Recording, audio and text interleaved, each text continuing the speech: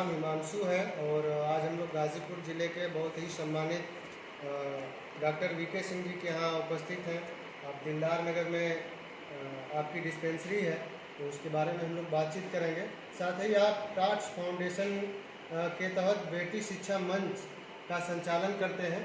इसके द्वारा आप जो गरीब बच्चियां हैं, जो मजदूर परिवारों की बच्चियां हैं, जिनके माता पिता जिन बच्चियों की नहीं है, उनके लिए आप विशेष सुविधा प्राप्त कराते हैं। आपका विद्यालय भी है। आइए हम आज सर से बात करते हैं और बात करके जानते हैं कि किस तरह से आप बेटी शिक्षा मंच के माध्यम से किस प्रकार से आप बच्चियों को सुविधा मुहैया कराते हैं। तो डॉक्टर साहब, आपका हार्दिक स्वागत है हमारे BKM न्यूज़ चैनल पर। सभी BKM न्यूज़ दर्शक जो भी दूर से देख रहे हैं और जो जिन तक मेरी आवाज़ जा रही है, सभी को बहुत बहुत सादर प्रणाम। और मैं एक चीज़ जो टाट्स फाउंडेशन है, शिक्षा का उद्देश्य, मूल पर्पज है इसका।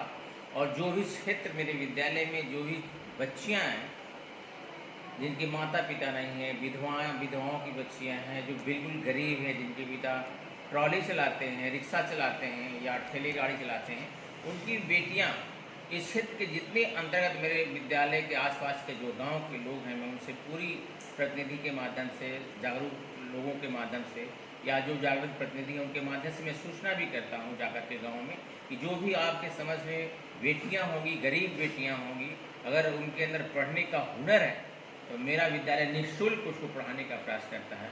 और यहाँ तक उनको किसी भी प्रकार में पढ़ाई की जो बाधा आती है, निःशुल्क बुक भी उपलब्ध हम करा देते हैं। और अगर कैरियर में जा रही हैं तो उनके लिए कभी आवश्यकता पड़ती है पैसे नहीं, फॉर्म भरने के लिए, यहाँ तक हम मदद करने के लिए प्रयास करते हैं। ऐसे कई उदाहरण मेरे पास बच्चियाँ हैं, जिन बच्चियों की एक बच्ची थी जिसके माँ बाप नहीं थे, अपनी मामा के पास रह करके पढ़ती थी, दिलदारनगर गाँव की थी। और मेरे को पता चला कि शुरू में उन्हें एडमिशन किया, लेकिन फ़ीस के अभाव में 2-3 महीने उसको फ़ीस नहीं मिली। मैंने उस जानने का प्रयास किया कि आखिर वजह क्या है बेटा, कि आपको अब आपकी फ़ीस अप टू डेट नहीं चल रही है। तो क्लास में रोने लगी। मैंने अंततः उसको ऑफिस में बुलाया और अलग तरीके से उससे पूछने का प्रयास किया कि आखिर वजह क्या है। तो उन्होंने बताया कि सर, मामा तो देने को राज़ी हैं, बट मामी मेरी पैसा देने में आनाकानी कर रही। लग रहा है कि मेरा बीच में ही पढ़ाई शिक्षा काम रुक जाएगा। लेकिन मेरे अंदर एक प्रतिभा है, मैं चाह रही कि मैं कुछ पढ़ करके बनूं। मेरे अंदर एक अद्भुत, जिसको कहा जाए शक्ति, या मैं उसको मदद कर सकूं। मैंने कहा कि बेटा, तुम्हारा प्रयास मैं सफल करूंगा हर तरह से, और किसी भी प्रकार से तुम्हारे अंदर जो शिक्षा के लिए पैसे का अभाव नहीं होगा, तुम पढ़ो। और मैं निश्चित उसको इंटर ISC यानी विज्ञान वर्ग के लिए पढ़ाने का प्रयास किया और वो पढ़ती रही। अंततः समय ने अवसर दिया उसको, उसका मेहनत रंग लाया और लेफ्टिनेंट के पद पे हुई।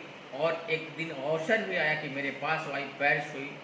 मैंने क्लास में उसका अभिनंदन कराया, कहा कि सर, मेरे लिए आप बहुत सौभाग्य की बात है कि आपने मेरे को मदद किया जहाँ उस मुकाम पे हूँ। तो मेरे अंदर भी एक जिज्ञासा जगी कि अगर ऐसी बेटियाँ हैं, उनको मंच दिया जाए, उनको अवसर दिया जाए। कुछ ऐसी प्रतिभाएँ हैं कि पैसे के अभाव में दम तोड़ रही हैं। तो टाट्स फाउंडेशन बेटी शिक्षा मंच के माध्यम से जो क्षेत्र में बच्चियां हुनरमंद होती हैं या बॉक्सिंग में या किसी कलाकारी में स्थान प्राप्त करती हैं, तो हम लोग जाकर वहां मदद करने का प्रयास करते हैं। अगर किसी प्रकार से आर्थिक अभाव उसके अंदर झलकता है तो मैं पूरा प्रयास करता हूं उसके अंदर शिक्षा के लिए, खासतौर से शिक्षा के लिए, उसे किसी प्रकार की परेशानी न हो और वह अपनी सफलता के शिखर में अपना आयाम कर सके। और उसके साथ अगर एक चीज़ मैं कहता हूँ, शिक्षा के साथ साथ बच्चियों को अपना हुनरमंद बनाना, कैसे अवेयरनेस होता है, कैसे अपने को सक्षम बनाना है।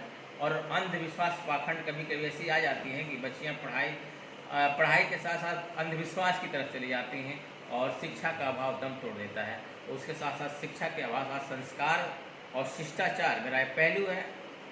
संस्कार, शिष्टाचार और शिक्षा के तौर पर मैं बहुत उन लोगों को मदद करने का प्रयास करता हूँ और आगे भी मैं सक्षम हूँ तो यह प्रयास करता रहूँगा। बाकी आप लोगों के सहयोग की आवश्यकता है।